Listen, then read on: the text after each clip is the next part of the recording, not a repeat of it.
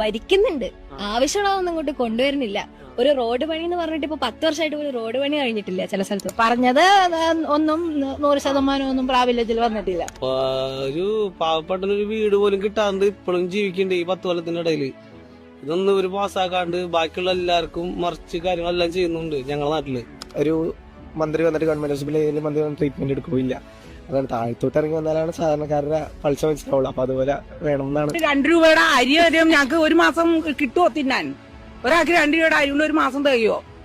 ഒരു മാസത്തേക്ക് ഇത്ര അരി എന്നും പറഞ്ഞ ഒരു തന്നം. അല്ലാതെ 2 രൂപയുടെ അരി 2 ദിവസം 2 ആഴ്ചക്ക് കിട്ടിയിട്ട് ഒരു കാര്യമില്ല. കാരണം വെച്ചാൽ ഇതൊക്കെ തന്നെ നമുക്ക് ഒരു കാര്യത്തിന് പോയി കഴിഞ്ഞാൽ നമ്മൾ ആ കാര്യങ്ങൾ കറക്റ്റ് ആയിട്ട് അവിടെ നടക്കുന്നില്ല ഒന്നാമത്തെ കാര്യം. അപ്പൊ അത് നല്ല ബെറ്റർ ആയിട്ട് ഒരു ഭരണ പോകുന്നെങ്കിൽ നമ്മൾ ആ പോകുന്ന കാര്യം കൃത്യമായിട്ട് അവിടെ ഗവൺമെന്റ് ഓഫീസ് ആയാലും ശരി, ഹോസ്പിറ്റലായാലും ശരി, കാര്യങ്ങൾ നടക്കും. ഒന്നും ശരിയാവില്ല, ഒന്നും ശരിയാവില്ല, ഇതുവരെയായിട്ടൊന്നും ശരിയായിട്ടില്ല. പറച്ചിൽ മാത്രമേ ഉള്ളൂ. ഇനി UDF വന്നാൽ എന്തെങ്കിലും നേട്ടമുള്ളൂ.